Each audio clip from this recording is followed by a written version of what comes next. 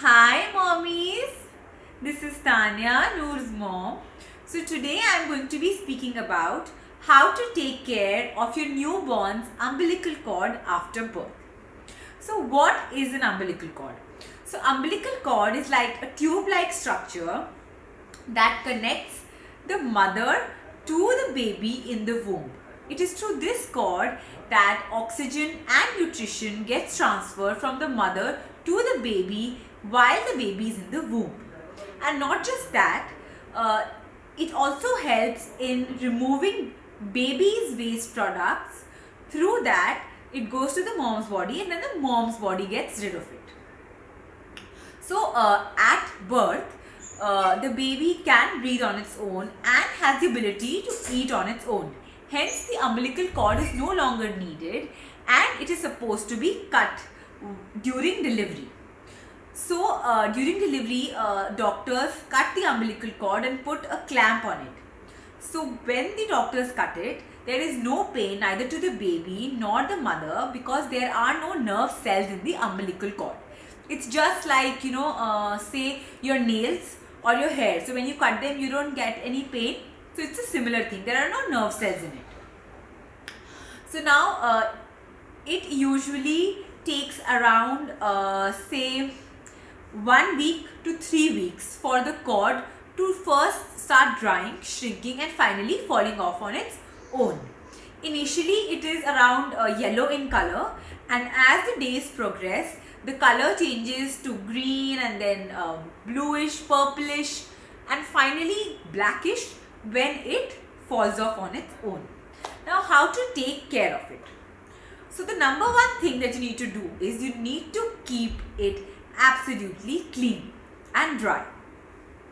So now how do you keep it clean? So you should only clean it say once a day because we do not want a lot of moisture contact on the cord. Hence you can just take like cotton ball or a clean washcloth, dip it in water, plain water, no soap is required, squeeze it very nicely so that there is no extra water dripping, and then just dab the navel area gently. You don't have to be very harsh here, just be very gentle, like gentle dabs. So once you clean it, you then have to dry it. So earlier it was said that you should use like an alcohol rubbing agent to dry it, but no, new research shows and even your doctor will tell you that you don't need to use any liquid, any alcohol ingredient to dry it because alcohol actually tends to kill the bacteria that makes the umbilical cord fall off and heal on its own. So just let it dry in open air. That's the best way to keep it dry, right? So you've got to keep it clean, no soap, and you've got to keep it dry. So it should not have a lot of moisture in it. Next point, please stick to sponge baths till your baby's cord falls off. So do not go for normal baths because for normal baths there's a chance that since the water comes with a force that the water might stay there. With sponge baths you can control how much water is going in the navel area. Third, whenever you're putting a diaper onto your baby or even if you're putting a langot or a nappy, make sure it is below the navel area. So if your baby's diaper is big for it and it is covering the navel area, and if you're using a tape style diaper, just fold the front part and then put the tapes. And if you're using like a pant style diaper, just fold it all across. It should not cover the navel area or touch the umbilical cord all the time. It shouldn't, because that causes friction and can cause the umbilical cord to fall off. Then next, please avoid massaging your baby until the cord falls off.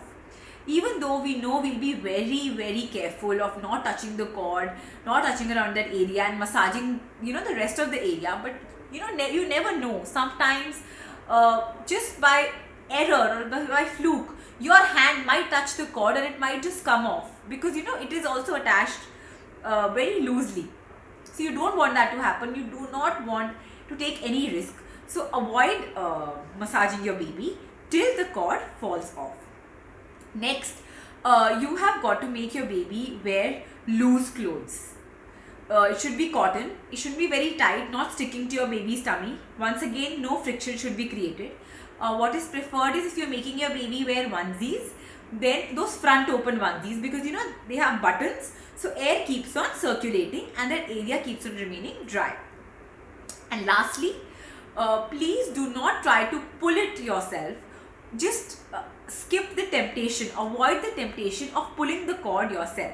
In the end days, when say around the 10th day, when the cord is almost shrunk and it is about to come off, it is hanging by a very slight small thread. So we think, let us pull it only and just finish the whole procedure. But no, please don't do that. Even that small pull can cause a very bad infection. So don't do that. Let it fall on its own. Now, when do you need to worry?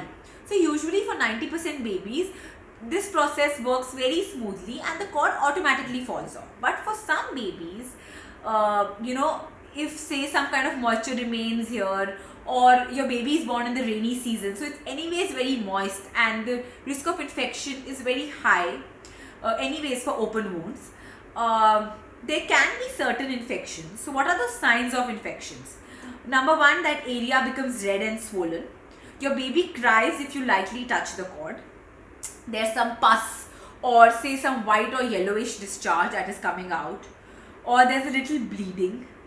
So if you see any of these signs, it is best to contact your pediatrician immediately. Do not wait or try any home remedies like applying ghee or oil in it. Please don't do any of that. Immediately call your doctor, because you don't want your baby's infection to further increase in its intensity.